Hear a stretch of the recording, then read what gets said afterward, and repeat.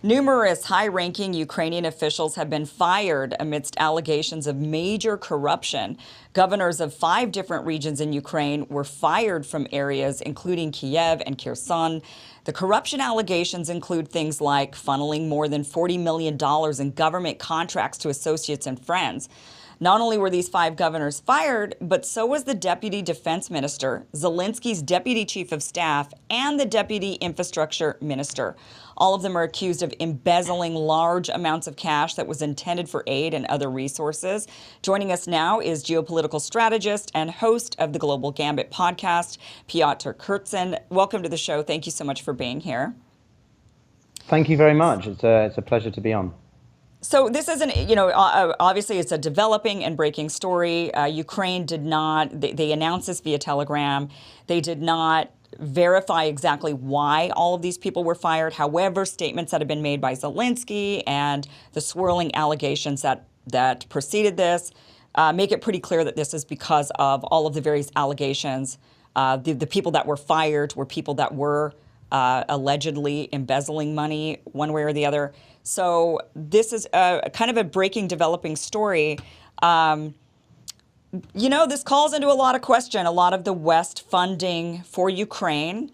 We saw this in Afghanistan. We found that a lot of money went into the country and it didn't end up doing what it was supposed to be doing. It didn't go to the people it was supposed to go to. And it sort of looks like something very similar is going to Ukraine. And a lot of officials are criticizing after this story is broken, saying that, this is exactly why they don't support funding for Ukraine, that we've never been given a single ounce of accounting yet of where all of this money is going. Curious what your thoughts are on all of this. Yeah, I think it's too early to really, jump to too many conclusions. Let's be honest, Zelensky did run on a platform of anti-corruption in 2019, 2020, so that's not a great start. And Ukraine has unfortunately, complex relationship with corruption as it stands. It has been largely seen to be more corrupt than Russia in certain areas in the past. But that being said, it should be pointed out the Deputy Defense Minister, Shoparvalov, if I'm saying that correctly, did resign following the allegations. He wasn't fired. And I do think that, there are a couple of other reasons that people have decided to take a step back. From what I understand, he submitted his resignation on Monday. What I do find odd is why this is all being done through Telegram. I don't understand the over-reliance that the Ukrainians have for Telegram sometimes. But yeah, this isn't great for concerns about where money may be going, some of the equipment, and, we have to consider the black market. What any post-conflict scenario would look like, and we've suddenly got a heck of a load of tanks and other heavy artillery equipment entering the country. Where's that all going to go, and what's going to happen to it? So I think those are legitimate questions, but equally, this is a corruption incident that has, it's dwarfed by some of the other ones that have happened in the past 10, 12 years. So I wouldn't say that this is as insignificant as it could otherwise be yet. If we come out with more information and it's absolutely terrible, then sure. But at the moment, I think we need to keep these things into perspective until we know more. Well, it's a lot of people who are fired. 5 different governors from 5 different regions, Zelensky's deputy chief of staff. Whether they resigned or they were fired, or, if they resigned, it was obviously because of pressure to resign. It wasn't because they just thought, I'm just kind of done serving in this position. They certainly probably did not want to give up the position, but felt they needed to. Zelensky did come out and say, look, he essentially made a statement similar to what you're talking about, where he said, I'm not tolerating corruption, and this is why I'm doing this. And he did this in a bid to build back, to maintain trust, I suppose, with the West. Saying like, look, yeah, there's this stuff that's going on. We see it, we know about it, and now we're cleaning house from it. So props to him for that, I suppose, for sure. But I think it does still bring into question a lot of questions that a lot of us have about all of the funding. Where is that money going? Sure. Like you mentioned, where the weapons are going. I don't think we should take maximalist statements about any of it. The Deputy Infrastructure Minister, Vasily Losarinsky, was detained over the weekend for apparently embezzling about $400,000. Right. And the Ukrainians have worked hard to cut down on that. So I think again, is there corruption issues? Absolutely. But are these the be-all and all end-all of all corruption scandals in the history of the Ukrainian government system? Not sure. Well, and that actually brings up another great point. I mean, the fact is that in these reports that these are coming out, Wall Street Journal, New York Times, they're going through these scandals and they're saying the exact same thing you are, that, there's other scandals that happen in Ukraine. This is not the largest corruption scandal that we've seen in the country. And then that calls into question, if they're willing to admit that and to say there is corruption in Ukraine, then I think there's a legitimate question about whether or not Ukraine is a viable candidate for the EU, to become a member state of the EU. I think that would then kind of bring that into question. It seems like kind of talking out of both sides of our mouth if we say, well, no, they absolutely should be a member of the EU, but then at the same time say, well, they got a lot of corruption, so don't worry about this corruption. Yeah, I take your point. I think that there's been corruption within the EU already. I mean, cast your mind back a month to the European Parliament scandal, where a member of, I think it was the Belgian delegation, she was a VP, like vice president of one of the senior departments, was actually caught for embezzling a lot of money. So I think corruption exists everywhere. But I have my reservations about streamlining, basically undertaking what's known as the Stabilization Association Process, or SAP, which is basically how you bring certain countries into the EU in a sort of fast track method. We've seen this with Bosnia at the moment. Bosnia is a very relatively poor country to, say, other Balkan countries, but for fear of Russian manipulation in the country and potentially fueling an internal ethnic conflict between the Republic of Srpska and other minorities, the EU took the decision to sort of include them as what's known as a candidate country. But Bosnia is a highly corrupt country, so it's sort of two cases of worst scenario, and which one's least worse. And so, no, I understand where you're coming from, but it's a difficult one. Pyotr, you know a lot about a variety of areas of the world, so I want to pivot away from Russia and Ukraine just for a moment here. And kind of along the same lines, we keep hearing that Russia expanding into Ukraine sets a really bad precedent. We must fight back. We can't allow them to take over Ukraine or parts of Ukraine, because if they do, when will they stop? So I'm curious, though, are we not setting, as the West, a bad precedent ourselves? It's not just Russia, but it's us saying that we are not going to allow expansion or these countries to go in, really, namely China, right? So if we look at China and Taiwan, are we now obligated, because we set this precedent of we're not going to allow this large country to expand, so then therefore we are now obligated to do the same thing by defending Taiwan, whether it be through funding or even sending actual troops over to that region? Do you think we're setting a bad precedent? Do you think that, no, we should be also defending Taiwan? What are your thoughts? Well, I mean, there's an actual policy difference here, which is that the Americans have a formal arrangement with the Taiwanese known as the TRA, or Taiwan Relations Act of 1979, which basically means were there to be an encroachment on their territory of like a proper sizable invasion, the Americans would come to their defense. This is not in the case of Ukraine, where NATO and others have been, indirectly supplying tanks, other pieces of equipment, and so on. So there's a nuance there, which means that the Taiwanese scenario is far more complex. There's not many places that I get concerned by, but the Taiwanese cross-strait and the South China Sea more broadly is genuinely somewhere that I'm concerned we could see a sizable conflict. I mean, Taiwan is a very different kettle of fish to Ukraine. It's an island. The topography is heavily against any invasion on the side of China. Ukraine is flat. It's got very favorable ground. It's covered, 90%, 70% by other land borders. Taiwan is incredibly difficult to invade. And then, as I've always emphasized to other people, there's a difference between taking Taiwan and keeping Taiwan. The Americans actually did a scenario of invading the island, if you like, in 1944, known as Operation Causeway. The goal was to understand what it would take to undertake a amphibious landing, which was what we saw in D-Day and the Normandy landings and so on. And just for comparison, so D-Day was about 200,000 troops, 200 vessels.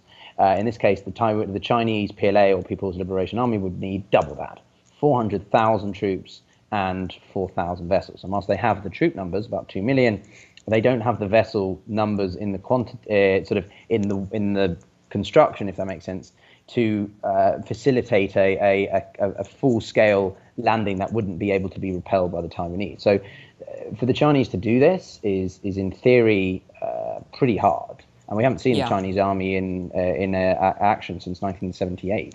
So we don't even know how capable they are. Yeah, actually, the Center for Strategic and International Studies ran a war game. I know it's like a terrible thing to call it because war is just really not a game, but they developed a war game for a Chinese amphibious invasion of Taiwan. They ran it 24 times. They said that in these scenarios that they ran, the United States, Taiwan, Japan, as a unit, defeated the amphibious invasion by China most of the time, in most of these scenarios. However, they said it came at an extremely high cost. They said the United States and its allies lost dozens of ships, hundreds of aircraft, tens of thousands of service members. Taiwan saw its economy devastated. Said further, the high losses damaged the U.S. global position for many years. So it would be a bad idea to march ourselves towards this point. But here's the thing. We saw Nancy Pelosi visit Taiwan in August. We saw how the Chinese responded to that. They were not happy about her visit to the island. Now we've got Republicans claiming that they're better at foreign policy, saying that they're going to be the ones getting us out of, all the narratives that they have. But when it comes to China, they just start warmongering. Anyway, Kevin McCarthy now is planning his own trip to Taiwan. So we saw how China reacted to it, doesn't care. He's now in the early stages of making his own visit to the island. Don't you think that this would be inflammatory to China? I mean, here we are. We cannot go to war with them. It's not going to, even if we win, we don't really win. I mean, the scenarios that they pointed out, nobody wins. So what are we doing? No one wins in a war. I mean, it's like when people ask me who's winning in Ukraine versus Russia. No one's winning. I mean, tens of thousands of people have been killed, and we've got energy prices and inflation and generally just a complete and utter, global depression hitting as a recession. And so no, 100%, no one's winning. If you're talking about who achieves their military objectives, then sure. But yeah, I'll put it to you this way. Taiwan has been increasingly identifying as only Taiwanese since the 1990s. So when Taiwan democratized in 1987, if you took a poll around then, about 70% identified as Taiwanese only. About 25% identified as Chinese, and as both Taiwanese and Chinese, about 45%. Since then, and because of China's incursions and belligerency, that has increased Taiwanese-only identification to 65%, meaning that almost two-thirds of Taiwanese identify as only Taiwanese. So I wouldn't put it strictly down to also the United States' actions as it is China's unwillingness to allow Taiwan to be a semi-autonomous state. Had the Chinese been more willing to allow Taiwan to have sort of think of like Catalonia in Spain, right? You're part of a broader country, but you've got quite a lot of independence to, decide areas of policy. I don't think the Taiwanese would have had a problem with that. Most Taiwanese want to keep the status quo, which is this weird entity of not being a part of China, but equally not being a full independent sovereign state. So it's not just the Americans. That being said, the visit by Pelosi in the summer, I think, was extremely unwise. Even the White House were like, well, guys, I don't think you should do that. I don't think it was necessary, and it led to what was known as the fourth Taiwanese Strait crisis, which is basically where you got not just flyovers over Taiwanese airspace and their air defense zone or ADIZ, but incursions into their economic exclusive zone and maritime borders. So I seriously don't think that the American, Congress, establishment, whatever you want to call it, is helping the matter. It's better to engage China on, areas of mutual interest, like we try to do in Indonesia at the G20, instead of stoking, this. It's not going to change Taiwan's status as a nation state or not overnight by visiting the country or island. It's just going to aggravate the Chinese, which that's not really helpful. Yeah, it seems like Taiwan, if I were Taiwan, which I'm not, but I would almost say, don't come here, Kevin McCarthy. We don't want any trouble. I mean, we see what happened with Ukraine and the West cozying up and threatening NATO membership and kind of meddling in that relationship. And it just seems like we're provoking again another scenario like this where China feels like they have no choice but to militarily do something to militarily reunite with Taiwan, which they've been saying they don't want to do either. They want to do this diplomatically, maybe in working out some sort of arrangement like you're discussing. We know China does absolutely view Taiwan as part of its country. We know this. We know that they don't want to do it militarily. But I also think if they felt they absolutely had to, they might. And that would be leading us into devastating consequences. We couldn't really go back and fight that. Even if we won, we don't really win. So I don't know. It just seems like we're poking the bear, Well, it's the dragon in this case. The bear's the Russian Federation. But yeah, I understand where you're coming from. It's a tricky one. I think that the West has an unfortunate habit, I think, of stimulating unnecessary grievances or sentiments sometimes. But equally, the Taiwanese do identify as a democracy. Right. And they're very important strategically for American interests in the region. So you can talk about this from what's known as a realpolitik standpoint, but basically that America is going to continue to do this because if they can have a core democratic ally in the Southeast Asian theater, they're going to continue to do that. I mean, other than Japan and South Korea, Philippines to a certain extent, Taiwan is a crucially located piece of land. I mean, the Americans called it a unsinkable aircraft carrier after their causeway scenario simulation. So I think that. Well, also, I would just add that the Chinese have threatened to invade Taiwan for the past 70 years, and they haven't ever done so. And I think that partially comes down to a desire to stimulate nationalistic sentiment in the sense of when the CCP is facing a large amount of internal backlash or disruption, like they are facing because of the zero COVID policy, they deliberately talk about what's known as national rejuvenation, this desire by President Xi to rekindle the glory days of China's, and make up for what was known as the century of humiliation. So I remain on the fence as to whether or not they ever would invade Taiwan or seek to do something with Taiwan.